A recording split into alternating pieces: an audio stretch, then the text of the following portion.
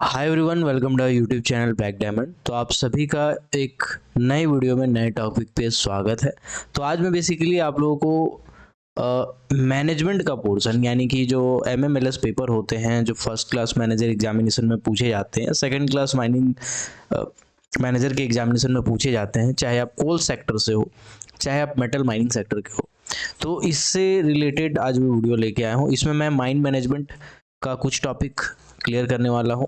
अभी लगातार mind management के वीडियोस आ रहे हैं, साथ ही साथ इसका ऑलरेडी क्लासेस चल रहा है। अगर आप फर्स्ट क्लास मैनेजर की तैयारी कर रहे हो और आपका एमएमएलएस पेपर है यानी mind management legislation and general safety paper है, या फिर आप सेकंड क्लास मैनेजर की तैयारी कर रहे हो, तो ये जितना भी पोर्शन है यानी एमएमएलएस पेपर का जितना भी पोर्शन है, माइंड मैनेजमेंट हो उसमें जितने भी टॉपिक हो, आपका लेजिस्लेशन हो उसमें जितनी चीज़ें हो, जनरल सेफ्टी हो, ठीक है, ये सब कुछ कवर कराया जाएगा। ए टू जेड पोर्शन अगर आप क्लासेस ज्वाइन करना चाहते हैं तो आप कवर कराया जाएगा। मैं आपको डिटेल में वहीं पे बता दूंगा। बाकी फिलहाल मैं बता देता हूँ कि क्लासेस ऑलरेडी स्टार्ट हो चुके हैं। अगर आप माइंड मैनेजमेंट एमएमएलएस पेपर की तैयारी करना चाहते हो, चाहे आप फर्स्ट क्लास मैनेजर की तैयारी कर रहे हो, चाहे आप सेकेंड क्लास मैनेजर की तैयारी कर रहे हो, चाहे आप कोल वाले हो, चाहे आप मेटल वाले हो, अगर आपका एक पेपर एमएमएलएस का है तो आप इस पेपर के लिए ज्वाइन कर सकते हैं हमारे क्लासेस को।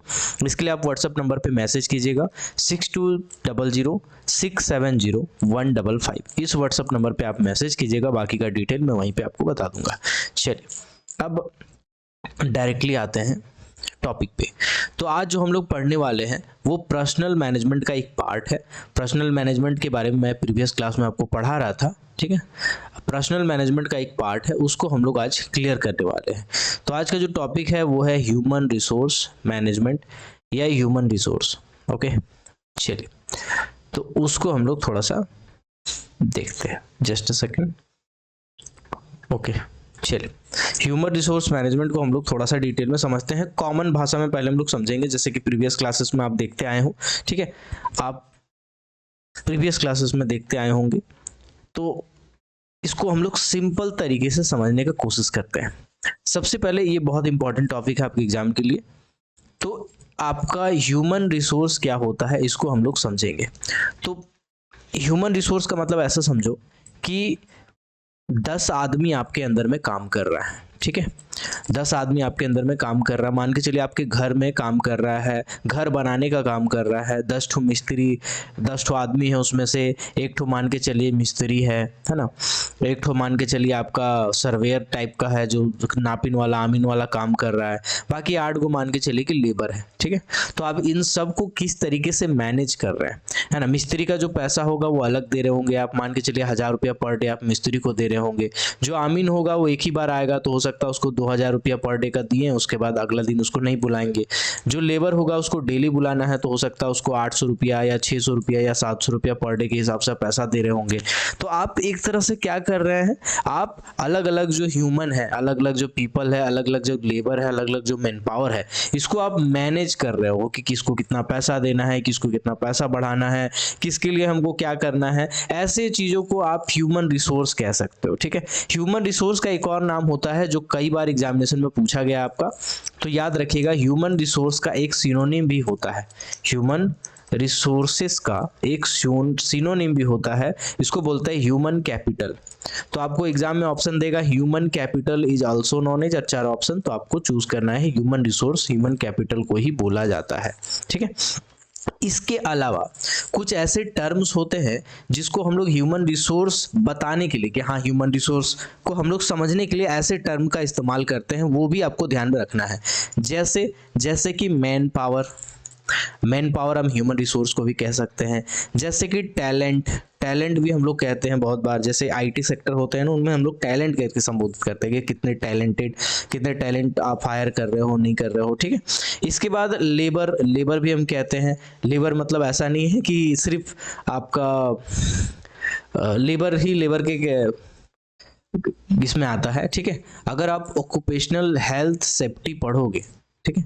ऑक्यूपेशनल हेल्थ सेफ्टी पढ़ोगे तो उसमें ये कहा गया है कि कंपनी का सीएमडी से लेकर के जो सबसे लोअर लेवल में काम करते हैं ना श्रमिक, है ना, जिसको वर्कर कहते हो, वहां तक के जितने भी पर्सन है इन सभी को आप लेबर ही कहोगे। इसको क्या कहोगे?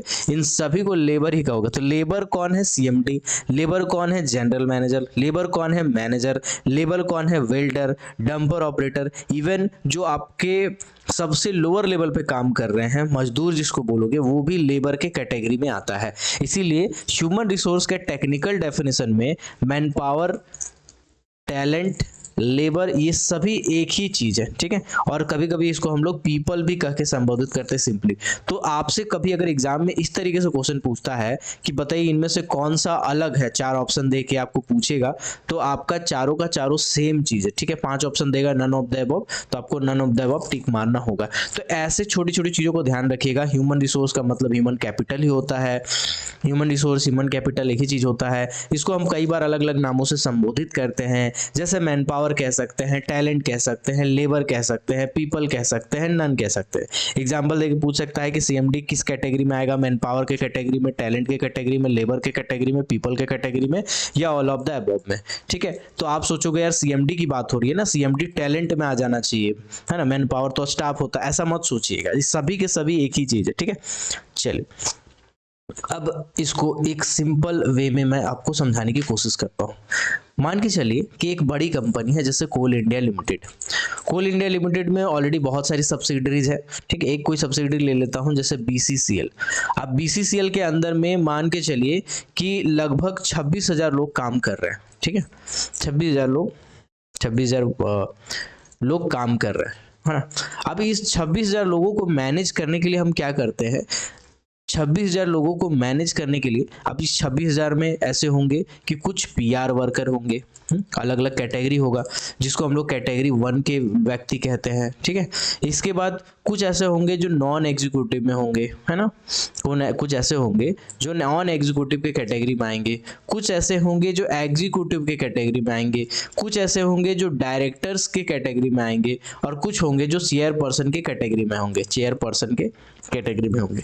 तो ये जो अलग अलग टाइप के आप कैटेगरी बना रहे हो, ये अलग अलग टाइप की कैटेगरी बना रहे हो, क्यों बना रहे हो? ताकि आप मैन पावर को सही तरीके से मैनेज कर सको, ताकि आपसे जब पूछा जाए तो आप कह सको कि यार पीआर वर्कर का संख्या 15,000 है और नॉन एग्जीक्यूटिव का संख्या 7,000 है। ठीक है। इसके बाद डायरेक्टर की, एग्जीक्यूटिव की संख्या आपका मान के चलिए 1,000 है, डायरेक्टर की संख्या आपके मान के चलिए 25 है, चेयरपर्सन की मान के चलिए संख्या 3 है, 2 है, 7 है। तो इस टाइप का जो आप मैनेजमेंट कर रहे हो, जो ह्यूमन रिसोर्स को मैनेज कर रहे हो, यानी मैन पावर को मैनेज कर रहे हो, इसी मैनेजमेंट को तो ह्यूमन रिसोर्स कहते हैं। अब इसमें बहुत सारी चीजें आ जाएंगी, बहुत सारी चीजें आ जाएंगी। जैसे मैं आपको बेसिकली आपको अब फिलहाल क्या समझना है, ह्यूमन रिसोर्स क्या होता है। तो मैंने आपको बताया कि ह्यूमन रिसोर्स बोलो, ह्यूमन कैपिटल बोलो, मैन पावर बोलो, टैलेंट बोलो, लेबर बोलो, पीपल बोलो, सब एक ही चीज है। ठीक है। इसके बाद ह्यूमन रिसोर्स मैनेजमेंट क्या होता है, तो इसको हम किसको कितना पगार देना है, किसको पेंशन देना है, किसको कौन सा इंश्योरेंस पैकेज देना है, किसके लिए कौन कौन सी फैसिलिटीज होंगी, ये सब जो मैनेज करने के लिए जो टीम लगती है। ठीक है। तो उस पूरे टीम मिलके जो मैनेज करती है उसको बोलते हैं ह्यूमन रिसोर्स मैनेजमेंट, कि कैसे ह्यूमन रिसोर्स को मैनेज करते हैं। ओके। जैसे मैंने एक एग्जांपल दिया सीआईएल का, तो इसमें एग्जीक्यूटिव का कैटेगरी अलग होगा, इसमें कुछ एग्जीक्यूटिव को अलग लाभ होंगे, अलग टाइप के पीआरपी वगैरह मिलते होंगे, अलग टाइप के इंसेंटिव होंगे। नॉन एग्जीक्यूटिव का कुछ अलग टाइप का पैसा होगा, अलग टाइप का इंसेंटिव वगैरह होगा। पीआर वर्कर का एक अलग टाइप का स्कीम होगा, अलग टाइप का पैसा कोड़ी हिसाब किताब होता होगा काम का। डायरेक्टर का अलग टाइप का काम होगा, अलग टाइप का इंसेंटिव होगा, अलग टाइप का सैलरी होगा। चेयरपर्सन का अलग टाइप का होगा। तो इनमें हम सब में वेरिएशंस क्यों कर रहे हैं? ताकि हम एक कैटेगरी का गैप बनाए रखें, पीआर वर्कर और नॉन एग्जीक्यूटिव के बीच का गैप बनाए रखें, नॉन एग्जीक्यूटिव से एग्जीक्यूटिव के बीच का गैप बनाए रखें, एग्जीक्यूटिव से डायरेक्टर का और चेयरपर्सन का, सबके सैलरी से लेकर के एम्प्लॉयमेंट में फर्क हो बेसिकली। ठीक है। ओके। चलिए, तो अब बेसिकली ह्यूमन रिसोर्स क्या होता है, ह्यूमन रिसोर्स मैनेजमेंट क्या होता है, इसको आप समझ गए होंगे। अभी आपको पढ़ना है ट्रेंड, क्या पढ़ना है? ट्रेंड। अब ये ट्रेंड क्या होता है समझिएगा। देखिए, ह्यूमन रिसोर्स को मैनेज करने के लिए कुछ ट्रेंड हैं जो चले हैं या चलाए जाते हैं या अलग अलग कंपनी में चलता है। जैसे सबसे पहला जो ट्रेंड होता है वो डेमोग्राफिक के हिसाब से होता है। डेमोग्राफिक के हिसाब से सबसे ज़्यादा जो ट्रेंड होता है उसको हम लोग मेंशन करते हैं। जैसे डेमोग्राफिक का मतलब होता है पॉपुलेशन, पॉपुलेशन का मतलब होता है जनसंख्या। अगर हम 2011 का जनसंख्या देखेंगे तो उसमें हम क्या बताते हैं कि नहीं, उसमें हम लोग क्या देखते हैं जनसंख्या में? देखिए मैं बताता हूँ। जनसंख्या में आप देखते हैं कि मेल टोटल कितने थे, है ना, फीमेल की संख्या टोटल कितनी है, ओके, उसमें से ओल्ड पर्सन कितने हैं, पर्टिकुलरली 25 साल से लेकर के 45 साल तक कितने हैं, 60 से ऊपर वाले कितने हैं। तो ऐसे टाइप के डिवीजन करते हो आप, इसको डेमोग्राफिक डिवीजन कहते हो। उसको ट्रेंड को कहते हो डेमोग्राफी, स्टैंड को कहते हो डेमोग्राफी। अब इस डेमोग्राफिक डिवीजन में डिवीजन करने का जरूरत आपको क्यों पड़ता है समझिएगा। अगर आपको समझ में नहीं भी आएगा ना तो भी थोड़ा सा पेशेंस रखिएगा, मैं उदाहरण देके आपको समझाऊंगा। क्योंकि ह्यूमन रिसोर्स बेसिकली जो मैनेजमेंट है, ये जो माइंड मैनेजमेंट है, इसमें आपको बहुत बार एग्जाम्पल से समझ में आता है। अगर टेक्निकल डेफिनेशन पढ़ोगे तो आपको बहुत सारा चीज़ें एक जैसी लगेंगी, लेकिन जब आप उसके एग्जाम्पल को देखोगे ध्यान से तब जाके आप फर्क कर पाओगे कि हाँ इसमें क्या अंतर है, उसमें क्या अंतर है। इसीलिए थोड़ा सा पेशेंस रखिएगा, लंबा लंबा सांस लीजिएगा, कपालभाति कीजिएगा और मेरी बात सुनिएगा। डेमोग्राफिक डिवीजन क्या होता है?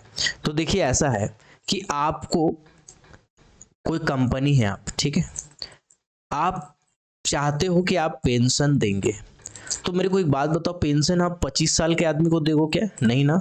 30 साल के आदमी को दोगे? नहीं देंगे। 40 साल के आदमी को दोगे पेंशन? नहीं।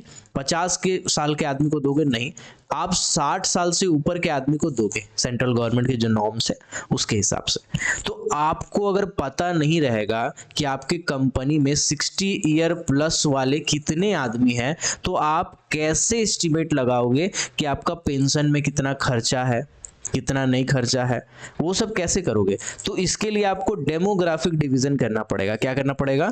डेमोग्राफिक, मतलब एज के हिसाब से, जेंडर के हिसाब से, इसके हिसाब से जो हम क्लासिफाई करते हैं ह्यूमन रिसोर्स को, अलग अलग डिवीजन में बांटते हैं, इसी को कहते हैं हम demography.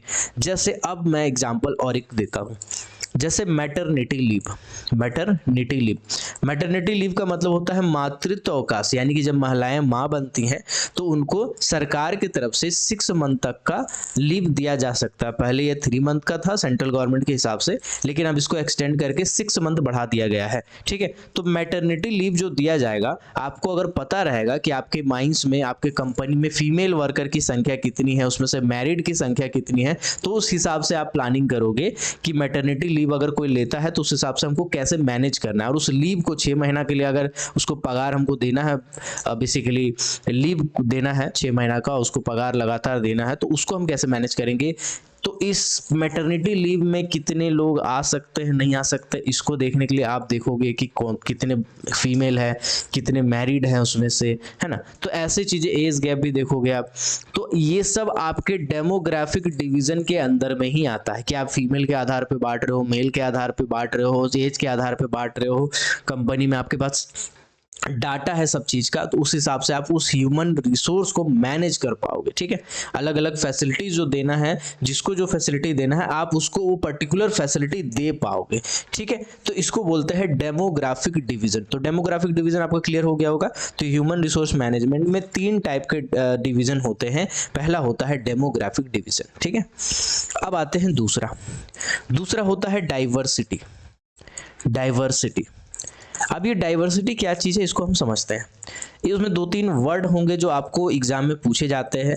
Baby boomers, baby boomers का क्या मतलब होता है? अगर आपसे पूछेगा कि ह्यूमन रिसोर्स मैनेजमेंट में बेबी बूमर का क्या मतलब है और आपको 4 ऑप्शन देगा तो आपको चूज करना पड़ेगा। सुनिएगा, बेबी बूमर का मतलब होता है नौसिखिया। नौसिखिया का मतलब है कि बस पैदा होके आ गया, उसको कुछ आता जाता नहीं है, बस पैदा होके आ गया, उसको बोलते हैं बेबी बूमर्स, ओके। तो बेबी बूमर्स हम लोग इसको बोलते हैं जो जस्ट कंपनी अभी खुला है, बेसिकली अभी कॉलेज से डिग्री खत्म हुआ है, बस इसके पास एजुकेशनल क्वालिफिकेशन है और वो आ गया है, इसको बोलते हैं बेबी बूमर, ठीक है। तो अब एक मेरा एग्जाम्पल, मेरा एक क्वेश्चन है। क्वेश्चन ये है कि आपने एक कंपनी खोला है XYZ नाम की, ये कंपनी माइनिंग का काम करती है, ठीक है। आपने एक कंपनी खोला है। अब आप चाहते हो कि इस कंपनी में जितने भी लोग हो सब के सब फ्रेशर्स हो, यानी अगर माइनिंग सरदार की बात करो तो वो भी फ्रेशर हो, ओवरमैन की बात करो तो वो भी फ्रेशर हो, असिस्टेंट मैनेजर की बात करो तो वो भी फ्रेशर हो, सेफ्टी ऑफिसर की बात करें तो वो भी फ्रेशर हो, प्रोजेक्ट मैनेजर की बात करें तो वो भी फ्रेशर हो, मैनेजर की बात करें तो वो भी फ्रेशर हो, एजेंट की बात करें तो वो भी फ्रेशर। अब एक बार समझ के देखिएगा, आपको एक माइंस चलाना है और आपके पास ऐसे व्यक्ति है जिनके पास कोई तजुर्बा नहीं है, बस आपके पास एक टेक्निकल डिग्री है कि माइनिंग सरदार का सर्टिफिकेट है, ओवरमैन का है, असिस्टेंट मैनेजर का है। तो क्या ऐसे सभी लोगों को मिला के आप कंपनी चला सकते हैं क्या? नहीं चला सकते हैं, क्योंकि कोई भी कंपनी चलाने के लिए आपको प्रैक्टिकल एक्सपीरियंस की ज़रूरत होती है और प्रैक्टिकल एक्सपीरियंस आपके काम से आता है। अगर माइनिंग सरदार 10 हो और उस 10 माइनिंग सरदार में आप नया हायर कर रहे हैं 2 माइनिंग सरदार जो कि 2 नया फ्रेशर हैं, तो आपका मैनेज हो जाएगा।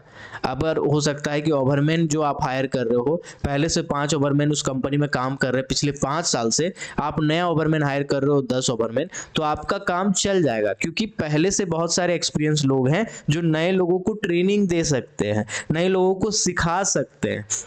ठीक है, लेकिन आप अगर पूरे के पूरे बेबी बूमर हायर कर लोगे, जैसे जन्मजात होता है ना, एकदम अभी अभी पैदा हुआ और अभी अभी उसको कोई ज्ञान नहीं है, ऐसे लोगों को हायर कर लोगे तो फिर आपका कंपनी नहीं चलेगा। इसीलिए सिद्धांत यह है कि कभी भी जब आप कंपनी बनाते हो तो डाइवर्सिटी रखना पड़ता है। डाइवर्सिटी रखना पड़ता है मतलब एक्सपीरियंस प्रोफेशनल भी आपको रखना पड़ता है, एक्सपीरियंस प्रोफेशनल भी आपको रखना पड़ता है, बेबी बूमर भी आपको रखना पड़ता है। ठीक है, अब बेबी बूमर क्यों रखना पड़ेगा समझिएगा। जो यंग लोग होते हैं ना, वो बहुत डायनेमिक होते हैं, बहुत एनर्जेटिक होते हैं, अपने करियर को लेके बहुत सोचते हैं और सेल्फ मोटिवेटेड होते हैं। ऐसा देखा गया है कि बहुत जो यंग लोग हैं ज़्यादा डायनेमिक होते हैं। तो यंग लोगों को ना रास्ता पता नहीं होता है कि आप काम करोगे तो कैसे करोगे। जब आप उनको चीज़ों को सिखाओगे, वो चीज़ों को सीखेंगे तो मोटिवेटेड होके काम करेंगे, उनके अंदर एक्साइटमेंट ज़्यादा है, एंथुसियाज्म ज़्यादा है। तो उस कैटेगरी में बेबी बूमर भी आपको रखने पड़ेंगे, कुछ ना कुछ संख्या में रखने पड़ेंगे, लेकिन एक्सपीरियंस प्रोफेशनल की संख्या हमेशा ज़्यादा होना चाहिए कंपनी में बेबी बूमर की तुलना में। ठीक है, तो ये चीज़ को ध्यान में रखना है। ठीक है ना, तो ये सब चीज़ को ध्यान में रखना। इसके बाद कोई कंपनी है, उस कंपनी में सिर्फ मेल हम हायर कर लेंगे तो ये भी सही नहीं लगता है। मेल के साथ हमको फीमेल भी रखना पड़ेगा, हमको हर एज का आदमी रखना पड़ेगा उसमें। ठीक है, बहुत सारे एक्सपीरियंस जैसे होते हैं ना, कुछ बरगद के पेड़ होते हैं जिसके नीचे बहुत छोटी छोटी झाड़ियाँ पनपती हैं, तो बरगद के पेड़ 200-300 साल पुराने होते हैं। तो जो लोग आपके माइंस में एक्सपीरियंस वर्कर है ना, एक लेबर है मान के चलिए, और बहुत एक्सपीरियंस है और दिमाग वाला बहुत सारा काम वो किया है माइंस में, तो उसको बहुत तवज्जो दीजिए, उसको बहुत सिर पे बैठा के मत रखिए, लेकिन उनको बहुत तवज्जो दीजिए। उनका एक अहमियत मतलब उनको ये एहसास दिलाइए भाई कि आप बहुत सीनियर हो, आपको बहुत जानकारी है।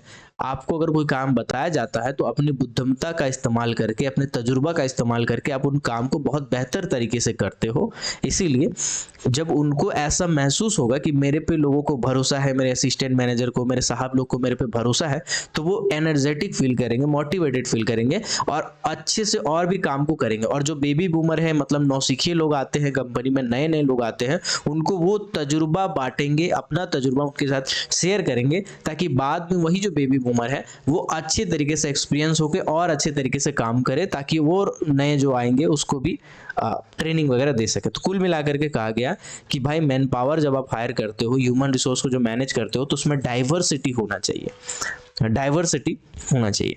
इसके बाद सिर्फ डाइवर्सिटी होने से चलेगा क्या, इसके पास स्किल्स भी होने चाहिए और क्वालिफिकेशन भी होना चाहिए। ठीक है, ऐसा है कि एक आदमी, मान के चलिए ऐसा है कि एक आदमी 20 साल से वेल्डर का काम कर रहा है। ठीक है, 20 साल से वेल्डर का काम कर रहा है, साथ ही साथ मैकेनिकल लाइन पे काम कर रहा है। मैकेनिकल में जितनी भी माइंस की मशीनें हैं उनको बहुत अच्छा तजुर्बा है, बहुत अच्छा जानकारी है, कि एक पार्ट के बारे में बहुत अच्छी तरीके से जानते हैं वो। तो सवाल ये है कि ये 20 साल से काम कर रहा है और ये 10th पास आदमी है। ठीक है, प्रैक्टिकली सोचिएगा, इसमें जज्बाती होने वाली बात नहीं है, मैं जो कह रहा हूँ उसको प्रैक्टिकली सोचिएगा, मैं किसी का अनादर नहीं कर रहा। एक व्यक्ति है जो 20 साल से काम कर रहे हैं, मशीनों, वेल्डर, मशीनरी जितने भी माइंस में चलते हैं, जैसे एचडीएल चल रहा है, एलएसडी चल रहा है, ठीक है ना, सोवेल, रोकर सोवेल चल रहा है, रोकर सोवेल अंडरग्राउंड माइंस में भी चला सकते हैं, हाँ। और जो छोटी छोटी मशीनरी चल रही है, ड्रिल मशीन वगैरह हो गया, है ना, इन सब मशीनों का उनको बहुत ही गहन तजुर्बा है, बहुत अच्छा जानकारी है। तो मेरा सवाल ये है कि क्या उसको आप मैनेजर मैकेनिकल बना दोगे? क्या उसको आप मैनेजर मैकेनिकल बना दोगे? जी नहीं, बिल्कुल नहीं, नहीं बना सकते हो आप। रीजन क्या है कि मान के चलिए कल दिन DDMS आता है या DGMS आता है मैकेनिकल का, तो वो आके मशीनरी के बारे में जब सवाल करता है, या मशीनरी का जो SOP है वो मांगता है, या मशीनरी का जो COP है वो मांगता है, या जो आप SMP माइंस का बनाया है जिसमें मशीनरी का जिक्र है उसके बारे में मांगता है, ठीक है, या आपको बोलता है ट्रांसपोर्ट रूल क्या है वो बताओ, ठीक है, आप माइंस में जो अलग अलग टाइप के कोड ऑफ प्रैक्टिस इस्तेमाल कर रहे हैं उसके बारे में बताओ। तो जो आदमी 10th पढ़ा हुआ है उसको SOP, COP, CMP, SMP, circular, इन चीज़ों के बारे में जानकारी नहीं रहेगा, तो वो टेक्निकल नॉलेज उनके पास नहीं रहेगा। हो सकता है उनके पास प्रैक्टिकल नॉलेज बहुत अच्छी हो, लेकिन उनके पास टेक्निकल नॉलेज नहीं है, उनके पास डिग्री नहीं है, उनके पास बेसिकली बीटेक का डिग्री नहीं है या डिप्लोमा का डिग्री नहीं है, तो उनके पास एजुकेशनल क्वालिफिकेशन नहीं है, टेक्निकल ज्ञान नहीं है, तो वो ऐसे DGMS के इंक्वायरी, DDMS के इंक्वायरी या टेक्निकल चीज़ें जो पढ़ाई जाती है या सर्कुलर और नियम कानून जो होते हैं इनका जानकारी नहीं रहेगा, जिसके चलते वो कभी ना कभी ऐसा गड़बड़ कर देगा जो गड़बड़ आपके माइंड्स को, आपके कंपनी को बहुत बड़ा घाटा क्रिएट कर सकता है। इसीलिए आप स्किल और क्वालिफिकेशन पर भी विशेष ध्यान देंगे, स्किल और क्वालिफिकेशन पर भी विशेष ध्यान देंगे कि जो आदमी आप ले रहे हो उनका क्वालिफिकेशन क्या है। अगर वो बीटेक किया हुआ है तो बहुत अच्छी बात है, फिर उसका स्किल क्या है, वो मशीनरी सेक्टर में ज़्यादा काम किया है, वो माइनिंग सेक्टर में ज़्यादा काम किया है, वो माइन के मशीनरीज के बारे में ज़्यादा नॉलेज रखता है। अगर आपका अंडरग्राउंड माइंस है और उसको अंडरग्राउंड का बहुत अच्छा तजुर्बा है, मशीनरीज का, SDL LHD वगैरह का बहुत अच्छा नॉलेज है, तो फिर आप उसको हायर करेंगे। लेकिन वो ओपन कास्ट का मशीनरी के बारे में पढ़ के आया है, ओपन कास्ट की मशीनरी का जानकारी है और आपको एक एक्सपीरियंस वर्सन का जरूरत है, तो आप उसको हायर नहीं करेंगे, उसकी जगह फिर आप दूसरा कुछ हायर करेंगे। एक तो हो गया ये सिचुएशन। अभी समझिएगा एक अदर एग्जांपल, मान के चलिए 10 पोस्ट का एक वैकेंसी निकाले, आप XYZ नाम की एक कंपनी है, आप 10 पोस्ट का वैकेंसी निकाले, ठीक है, और जिस पोस्ट का वैकेंसी निकाले हैं उसमें आपने मांगा है कि वो बीटेक होना चाहिए उसके पास, ठीक है, बीटेक माइनिंग होना चाहिए, है ना, एक उदाहरण के तौर पे मैं बता रहा हूँ, और साथ ही साथ एमटेक माइनिंग होना चाहिए, ठीक है, और साथ ही साथ PhD माइनिंग होना चाहिए, ठीक है। आपने जो वैकेंसी निकाला उसका नाम है डायरेक्टर प्लानिंग, डायरेक्टर प्लानिंग, ठीक है, डायरेक्टर प्लानिंग। अब डायरेक्टर प्लानिंग का जो पोस्ट है उसमें आपने बीटेक कहा कि बीटेक होना चाहिए, एमटेक होना चाहिए, PhD होना चाहिए, और साथ ही कम से कम 5 ईयर का वर्किंग एक्सपीरियंस होना चाहिए किसी कोल के ओपन कास्ट माइंस में, और ये जो एक्सपीरियंस होना चाहिए ये आपके एग्जीक्यूटिव के तौर पे होना चाहिए। ऐसा आपने एक एक्सपीरियंस, ऐसा आपने एक एडवर्टाइजमेंट निकाला। अब मार्केट में क्या है, मार्केट टाइट है। अब ये जो वर्ड है ना, मार्केट टाइट है, ये चीज समझिएगा, इससे रिलेटेड क्वेश्चन पूछ सकता है भाई। जो टेक्निकल टर्म होते हैं ना, और जो कुछ ऐसे टर्म होते हैं ना जो आपको बहुत कंफ्यूज करते हैं, ऐसे टर्म को तो दिमाग में छाप ही लीजिएगा। मार्केट टाइट का मतलब क्या होता है? अगर आपसे पूछा जाएगा मार्केट इज टाइट, इसका मतलब क्या है? इसका मतलब है enough staff is not available, is not available. ये सब पॉइंट को अगर नोट कर लोगे ना तो भी ठीक बात है, ठीक है। किताबों में शायद दिया हो ना दिया हो मुझे नहीं पता, कौन से बुक में दिया है नहीं दिया, क्योंकि मैं 2-3 किताब को पढ़ के उसके रेफरेंस के हिसाब से मैं पढ़ा रहा हूँ, तो कौन सी किताब में कौन सा पॉइंट है मेरे को दिमाग में नहीं है। हालांकि मैं PDF डाल दूंगा, अगर आप क्लासेस मेरे पास लेते हो, क्लासेस करते हो, तो उसमें ऐसे ऐसे बहुत सारे वीडियो लेक्चर में डाल दूंगा, साथ में उसका PDF वगैरह डाल दूंगा। फिर मैं टेस्ट सीरीज वगैरह भी कंडक्ट करूंगा। अगर आप क्लासेस करना चाहते हो तो मैं आपको बता दिया हूँ कि आप मुझे व्हाट्सअप नंबर पर मैसेज कर दीजिएगा। मेरा व्हाट्सअप नंबर ये रहा 6200670155। इसका फी भी मैं आपको बता देता हूँ। फी मैं मात्र 1000 रुपया रखा हूँ अप टू 6 मंथ, ठीक है। और मैं इसको दिसंबर तक एक्सटेंड कर दूंगा ताकि आप 2 एग्जाम, जून का भी एग्जाम और दिसंबर का भी एग्जाम आप आराम से दे सको। ऐसा मैं जुगाड़ करूंगा। 6 मंथ को काट के मैं ज़्यादा कर देता हूँ, मैं दिसंबर तक कर देता हूँ, ठीक है, ताकि आप दोनों एग्जाम में आराम से बैठ पाओ कम से कम, ठीक है। फर्स्ट क्लास सेकंड क्लास का मैनेजमेंट का पोर्शन, एमएमएलएस वाला पूरा portion, mind management, legislation, general safety पूरा पढ़ाया जाएगा, पूरा वीडियो लेक्चर डालूंगा मैं रिकॉर्ड करके। तो मैं आप बता रहा था मार्केट इज टाइट, मतलब इनफ स्टाफ अवेलेबल नहीं है। तो इस सिचुएशन में क्या होगा, इस सिचुएशन में हम अगर डायरेक्टर प्लानिंग का जॉब निकाले हैं तो हमको बाकी कंपनी से कम्पिटिट करना है, बाकी कंपनी से compete करना है, क्योंकि बाकी कंपनी जैसे CIL में कोई बैठा हुआ है, कोई प्राइवेट कंपनी में बैठा हुआ अच्छा खासा पैकेज लेके, उसको अगर 15 लाख पर ईयर का पैकेज है, तो हमको कोशिश ऐसा करना पड़ेगा कि हमको कुछ ऐसा पैकेज दे कि वो उस वाले कंपनी को छोड़ के मेरे पास आ जाए, हम 20 लाख रुपया पर एनम दे दें, ठीक है, 20 लाख रुपया पर एनम दे दे, तो उस वाले कंपनी को छोड़ के आएगा, तो फिर मेरे पास अब मैन पावर की कमी नहीं रहेगी। तो हमें ऐसा प्लानिंग करना पड़ेगा, ऐसा सैलरी वगैरह ऐसा आकर्षित करना पड़ेगा उसको, ठीक है। बेसिकली अट्रैक्टिव पैकेजेस देने होंगे, उसके बाद उसका सिलेक्शन करना होगा, ट्रेनिंग, असेसमेंट, रिवार्डिंग, ये सब हमको करना पड़ेगा, ठीक है। चलिए अब मैं सिंपल भाषा में HR यानी ह्यूमन रिसोर्स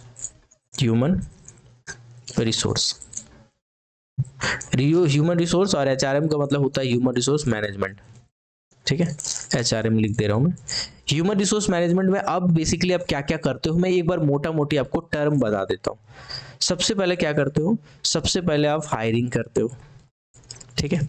हायरिंग करते हो मतलब जो सिलेक्शन करते हो, इसके लिए आप क्या करते हो, इसके लिए आप अट्रैक्टिव पैकेजेस रखते हो।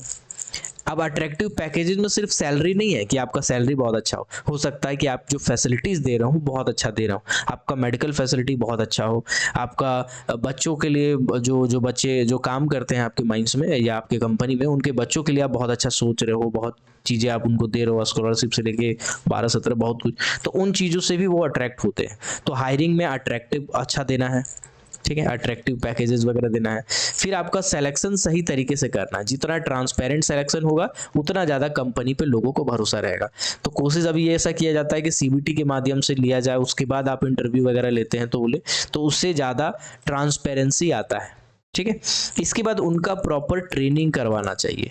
आप हायर तो कर लिए, हो सकता है उनको जानकारी हो, एक्सपीरियंस हो, लेकिन आप अगर प्रॉपर अपने माइंस के बारे में, अपने कंपनी के बारे में उनको ट्रेनिंग दे दोगे VTC में, हो सकता है कि आप 1 वीक का ही दो, है ना, लेकिन आप जब ट्रेनिंग दे दोगे तो उनको आपकी कंपनी के बारे में अच्छा जानकारी हो जाएगा। या तो फिर आप ऑन द जॉब ट्रेनिंग दे सकते हो, ऑन द जॉब ट्रेनिंग, ठीक है। ऑन द जॉब ट्रेनिंग जैसे 6 महीना का आपने क्या किया, उसका प्रोबेशन पीरियड रख दिया, ठीक है, प्रोबेशन पीरियड रख दिया। प्रोबेशन पीरियड का मतलब होता है कि एक ऐसा पीरियड जिसमें आप डिसाइड करते हो कि ये कंपनी के लायक है या नहीं है, ठीक है। आप इसको टेम्प्रोरी तौर पे हायर कर लेते हो और 6 महीना तक आप उसको ऑब्जर्वेशन में रखते हो कि हाँ ये आदमी सही है कि नहीं है, कुछ बड़ा कांड तो नहीं किया, कोई बड़ा गड़बड़ तो नहीं किया, उसका आप कैरेक्टर वेरिफिकेशन कराए तो पता चला कि वो क्रिमिनल है ना, तो ऐसा चीज़ तो नहीं है। तो ये 6 महीना के अंदर आपको सब कुछ कर लेना है।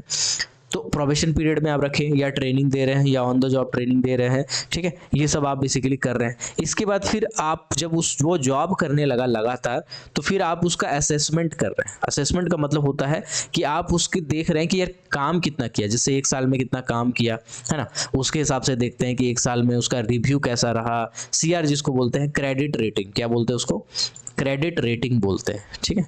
बहुत सारी कंपनी में एग्जीक्यूटिव का, अधिकारियों का क्रेडिट रेटिंग दिया जाता है, जिसमें 5 स्टार में कितने स्टार मिले हैं, उनके काम के हिसाब से, है ना, उनके प्रोडक्शन के हिसाब से, सेफ्टी के हिसाब से, इन चीज़ों को देखते हुए क्रेडिट रेटिंग CR दिया जाता है। CR हमेशा उनके जो सुपीरियर होते हैं वो देते हैं, जैसे फॉरमैन है तो उसका असिस्टेंट मैनेजर देगा, असिस्टेंट मैनेजर है तो उसका मैनेजर देगा, तो CR वगैरह दिया जाता है, ठीक है। असेसमेंट करते हैं बार बार उनका।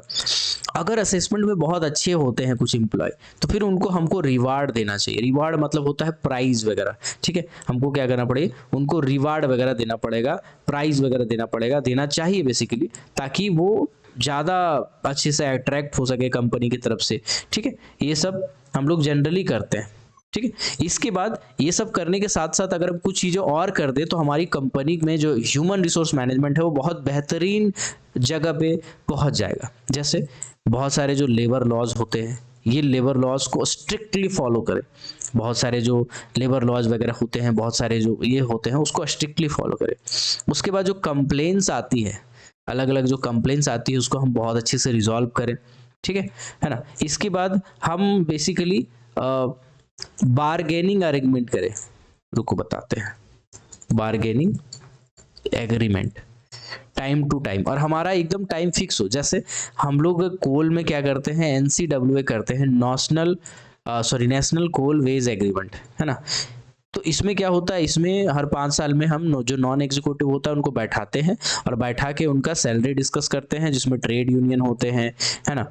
उसके बाद उसमें मैनेजमेंट होता है, ठीक है, उसमें उसके बाद आपका वर्कर वगैरह होता है, कुछ कमिटीज होती हैं, वो लोग बैठ के बेसिकली सैलरी डिसाइड करते हैं, फिर वो 5 साल वही सैलरी चलता है। तो बार्गेनिंग एग्रीमेंट मतलब जो सैलरीज वगैरह होते हैं, जो फैसिलिटीज वगैरह होती हैं, हर चीज़ पे चर्चा होना चाहिए, हर 5 साल में 6 साल में फिक्स होना चाहिए, ताकि एक मोटिवेशन बना रहे एम्प्लॉयज़ के अंदर में, एक अच्छा कल्चर बना रहे। तो इस चीज़ का हम ध्यान रखें। बाकी कल्चर वगैरह भी हम कंपनी का अच्छा रखेंगे। कल्चर का मतलब जैसे कोई फंक्शन हो गया, कुछ ऐसा हो गया, है ना, तो उसमें हम लोग एम्प्लॉयज़ को जितना हो सके उतना इंथुजियाज करेंगे। ओके, तो कुल मिलाकर के ये हिसाब किताब है। ये जो मैंने पढ़ाया, ये ह्यूमन रिसोर्स मैनेजमेंट क्या होता है, ह्यूमन रिसोर्स मैनेजमेंट में क्या क्या चीज़ें देखी जाती है, ह्यूमन रिसोर्स मैनेजमेंट में आपको क्या क्या करना चाहिए, कैसे कैसे अगर आप करोगे तो ज़्यादा अच्छा रहेगा, ठीक है, ये सब बेसिकली मैंने बताया। अब कुछ हिस्ट्री अबाउट ह्यूमन रिसोर्स। अब ये भी किताब में है कि नहीं पता नहीं, कौन सी किताब में पढ़ा था मैं, हिस्ट्री अबाउट ह्यूमन रिसोर्स। देखिए ऐसा है कि 90s सेंचुरी की बात करें, 90s की, ठीक है, 90s की बात करें, मतलब 1980 हो गया, 1960 हो गया, 1955-50 की बात करूं, तो इस टाइम ना जो कंपनीज थी, इसमें ह्यूमन रिसोर्स नाम का चीज़ नहीं था। ह्यूमन रिसोर्स नाम का चीज़ नहीं था। इसमें क्या होते थे, इसमें कुछ ट्रेंड प्रोफेशनल होते थे पहले, ट्रेंड प्रोफेशनल, ठीक है, ट्रेंड प्रोफेशनल हो गए, कुछ सीनियर लोग हो गए कंपनी के, है ना, कुछ HR प्रोफेशनल होते थे, नॉन HR प्रोफेशनल बेसिकली, उस टाइम तो HR था ही नहीं। तो 19वीं सदी में या 19 के दशक में, 1980s, 1960, 1950, इस टाइम ह्यूमन रिसोर्स नाम का चीज़ नहीं था। ह्यूमन रिसोर्स किसी भी कंपनी में अलग से नहीं रखा जाता, ह्यूमन रिसोर्स मैनेजमेंट भी कंपनी में नहीं होता था। क्या होता था, कंपनी के कोई सीनियर लोग होते थे, वही मिलकर डिसाइड करते थे कि कंपनी में जो वर्कर है उनका सैलरी बढ़ना चाहिए, घटना चाहिए, है ना। कंपनी के मैनेजमेंट ही डिसाइड करती थी कि क्या होना चाहिए, क्या नहीं होना चाहिए। कुछ कुछ एक्ट था जो बांध के रखा हुआ था लोगों को, उस एक्ट के दायरे में आके लोग काम करते थे, उन एक्ट के दायरे में आके मैनेजमेंट डिसीजन लेती थी। तो इस टाइम HR नाम का कोई चीज नहीं हुआ करता था किसी कंपनी में।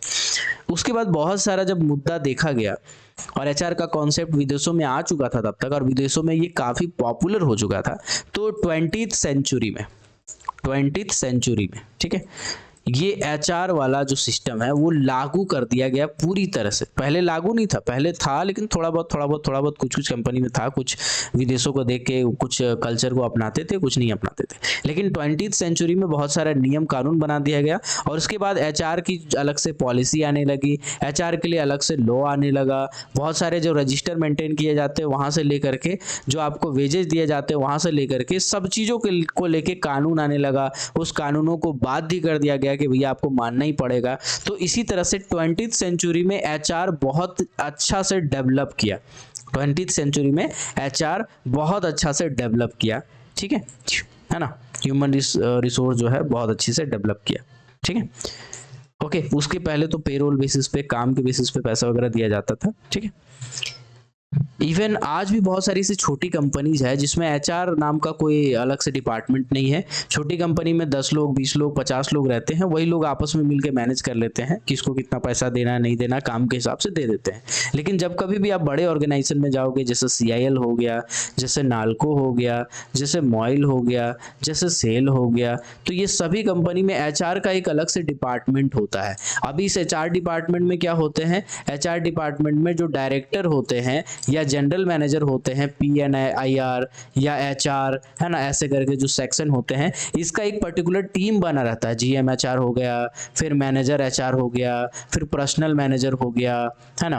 पर्सनल मैनेजर के बाद उसके अंदर में बहुत सारी टीम होती है जो बैठते हैं, जो पूरा मिलके सिर्फ ह्यूमन रिसोर्स को मैनेज करने का काम करती है। तो एक पर्टिकुलर हम लोग सेक्टर बना दिए हैं, HR सेक्टर, जो पूरी एम्प्लॉय जो कंपनी में काम करते हैं उनको मैनेज करते। कैसे मैनेज करते हैं मैंने पहले बता दिया आपको, ठीक है। तो इन चीजों को ध्यान दिया जाता है। अब HR जब मैनेज करते हैं कोई भी ऑर्गेनाइजेशन को,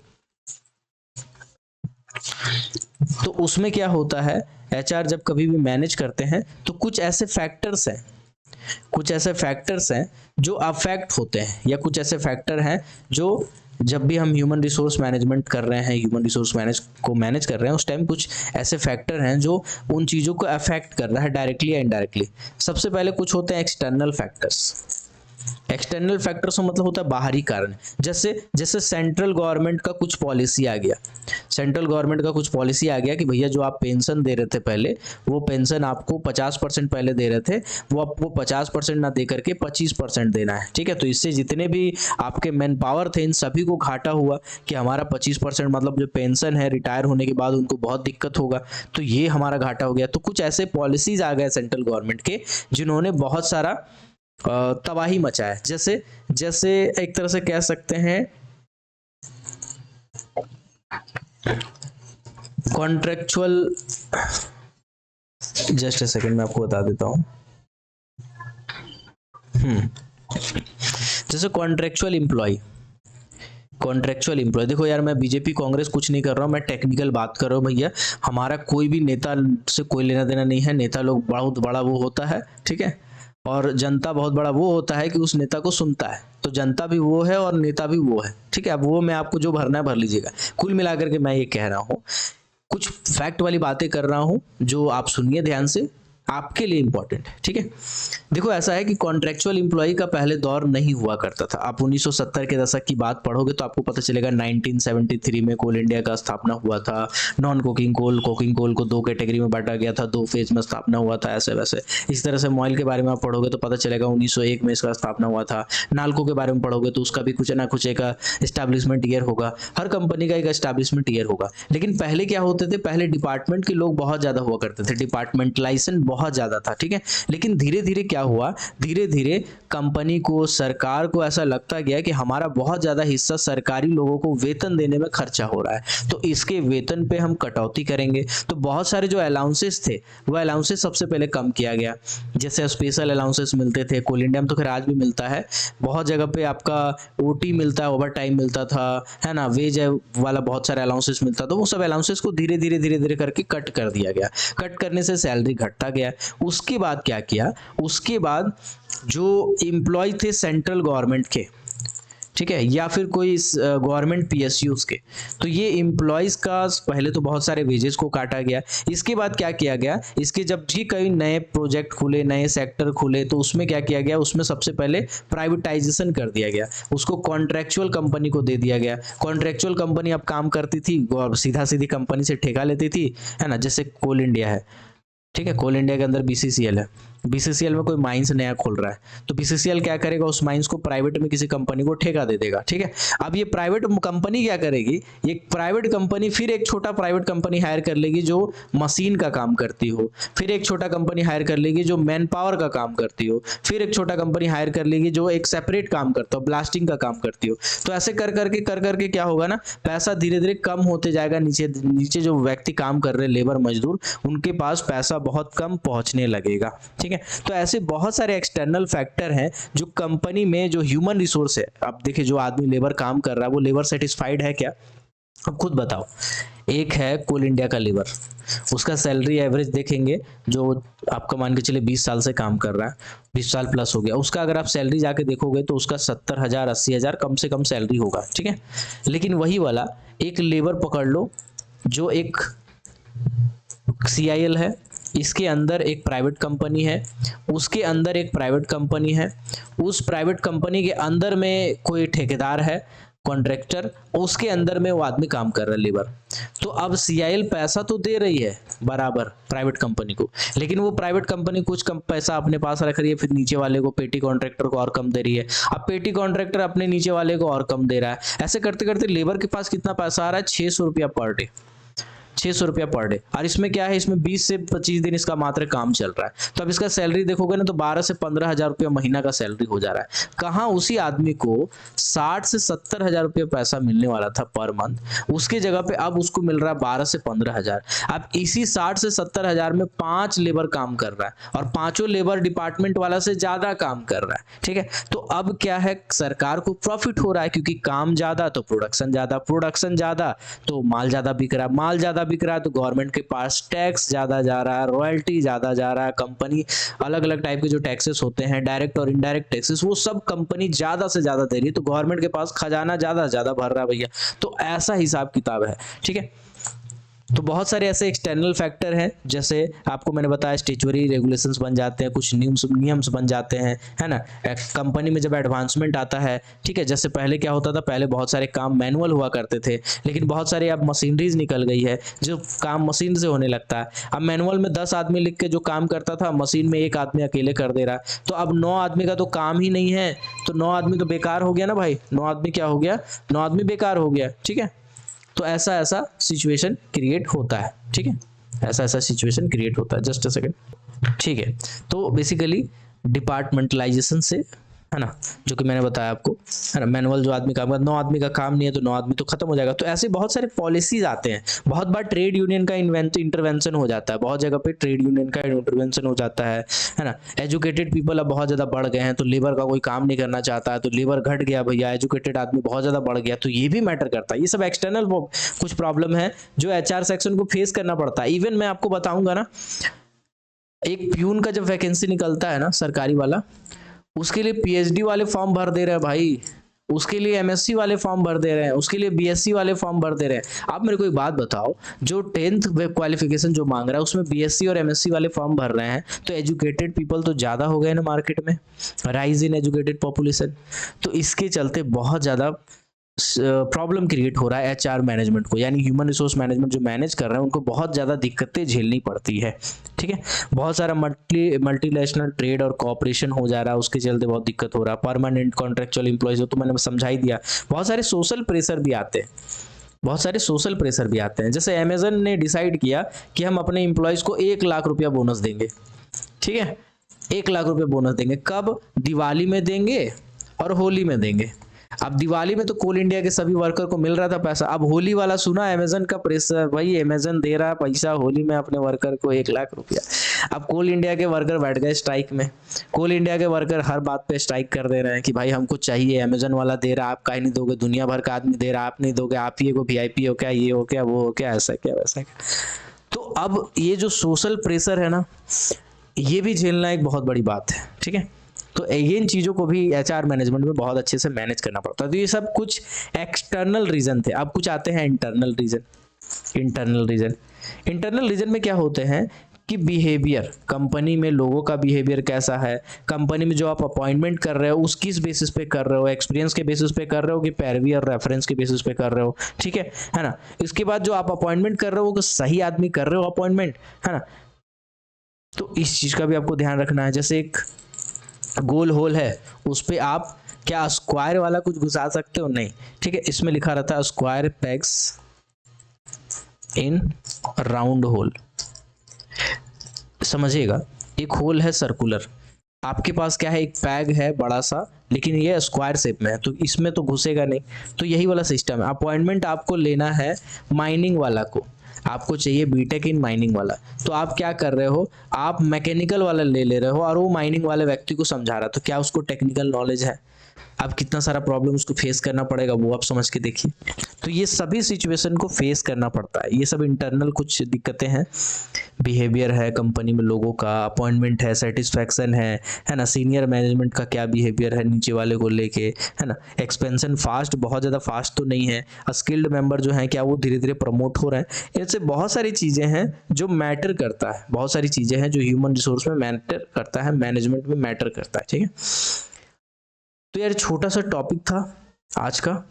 आई होप आज को आपको वो छोटा सा टॉपिक जितना कुछ भी पढ़ाया हूँ मैं, अगर आपको पसंद आया तो बहुत अच्छी बात है।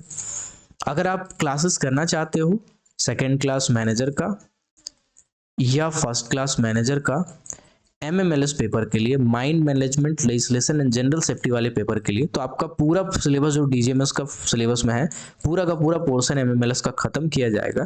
धीरे धीरे रिकॉर्डेड वीडियो लेक्चर में एप्लीकेशन में डाल दूंगा, एप्लीकेशन आप को मैं बता दूंगा, ठीक है।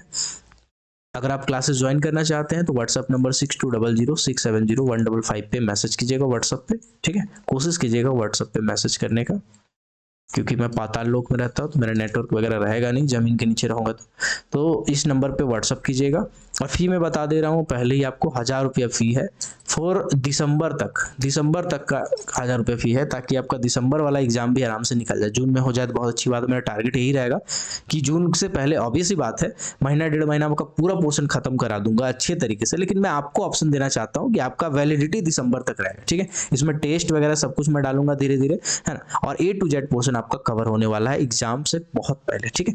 तो आई होप आपको ये वीडियो पसंद आया होगा। अगर आपको ये वीडियो पसंद आया तो वीडियो को लाइक कर दीजिए, कमेंट सेक्शन में बहुत अच्छे अच्छे कमेंट बरसाइए। मिलते हैं अगले वीडियो में किसी और टॉपिक के साथ, तब तक के लिए keep watching, keep supporting, till then जय हिंद।